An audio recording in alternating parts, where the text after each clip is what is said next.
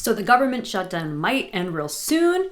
We have earnings winding down, and my Hoosiers beat out Penn State in the nail biter. So things are looking up, but the market is still at a little bit of a standstill. So let's do something different today where instead of worrying about stocks that are reporting earnings, because there's only a handful this week from the S&P 500, as you can see here, let me just talk about things that are out in the news, out in the fundamental land, and comment on those technical charts. So to do this, I'm going to go to CNBC. Now, don't come after me for CNBC, okay? That's what I kind of grew up on.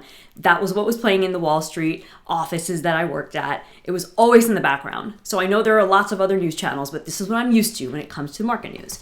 Now, when you scroll down the main page of CNBC, and I have no affiliation with them, no partnership, no nothing, I'm just used to going there for information.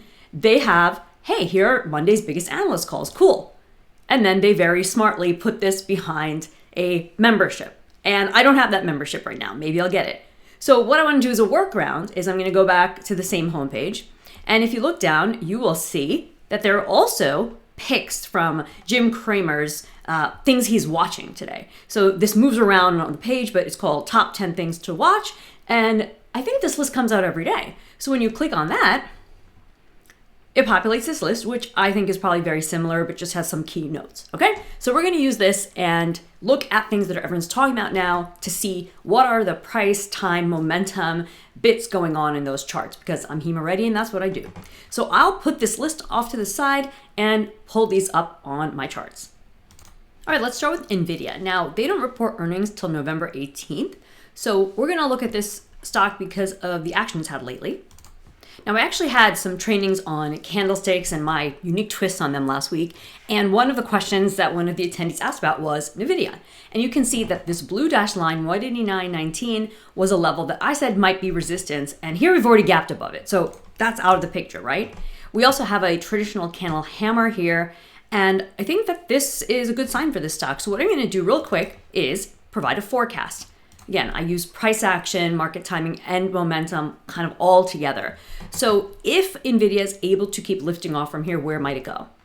All right, we could see Nvidia get to 214.34 by November 19th. Funny enough how the forecast is projecting for just one day after the earnings. So I'm taking market cycles, and that doesn't necessarily always line up with like fundamental news like earnings data, but it's pretty cool when it does. So either way, November 18th and 19th is a hot time for Nvidia. Be extra on the lookout for big action. And if we continue to go up, maybe that's where we'll get by that date. This is also supported by the RSI currently lifting up from the bull support power zone. Citi hiked its price target from 220 to 210. All right. Hey, funny enough, my technical target is 214. So let's keep it going and see how it is when we're blending these technical updates from Wall Street, or I should say fundamental updates from Wall Street with my technical analysis. All right, next up is Taiwan Semi, all right? So they manufacture Nvidia chips and it's on Cramer's list. And right now I'm seeing that this is a stock that's kind of slowing down. It's working off overbought conditions. Look how beautifully it peaked in the RSI Power Zones back on October 6th. But it's got some room. So if you're short by any chance, I wouldn't stay short very long. It has a very similar action here to what Nvidia just did, but it doesn't have the same bullish cycle projection that I would make. In fact, here's what I see. So here I actually see the chance for TSM to trade up to 302.85 by November 20th, but you can see that that's lower than the current high in place for November 3rd. So this stock looks like it might have a bit more churn before any potential move higher. All right, Eli Lilly, ticker LLY. Leerink has upgraded them to a buy rating from a hold. Their new price target is now 1104. Before it was 886, which we obviously surpassed. And what I'm seeing here is that we're still up against these old levels, these resistance levels from August of 2024. And if you were to take action now, you'd kind of be doing it like the riskier end of things, right? It's a breakout to new highs. I'd rather you apply on a pullback or retracement of sorts. So there could be a shallow pullback that brings us back towards 900.90 or a deeper pullback. I honestly think a deeper pullback would be safer because I draw a trend line here and I kind of see the angle that this stock has. So I would want to see it actually break out over that August 2024 high, maybe for a couple days, Then when it pulls back, that could be the area to enter. Also look at the RSI Power Zones. They're super overbought. So this isn't to conflict with the fundamental news, right? What the analysts say and their ratings come after like a lot of research and data. But when you look at it on the chart, I'm trying to make sure that you get the timing right, because fundamentals are amazing for what to trade. Technicals are awesome for when to trade it. All right, my old stomping ground, Piper Sandler, has changed its outlook on biotech stock Illumina, ticker ILMN. So it's now got a price target of 195. It was at 185 before. Now, looking at the chart, I think it would be a while before we would get there. But again, fundamentals versus technicals. Now, what I see right here is that we had a strong move higher and are consolidating. RSI's working off recent overbought-ish peak.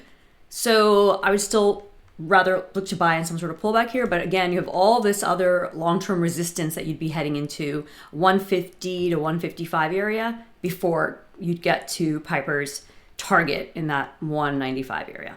So Deutsche Bank adjusted their price target on DraftKings to $33 from $37. So they seem to be less bullish on it following their earnings last week. And Stifel also cut it from 46 from 50.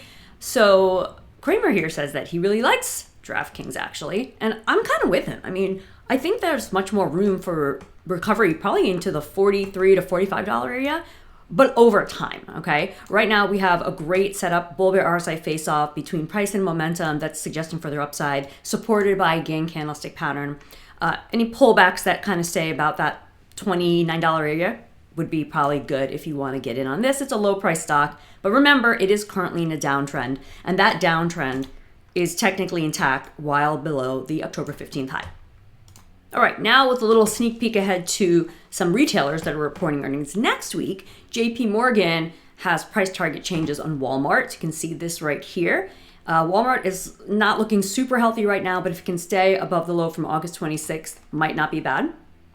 Okay, they raised it on Target, or they lowered it on Target actually, and Target is in a downtrend, and Target is not looking very healthy. So while it is beneath the October 28th high, I think that $80 share might be up next. We shall see. All right, Lowe's is also not looking great. I mean, a lot of these consumer-related stocks are having a tough time, like Cramer wrote.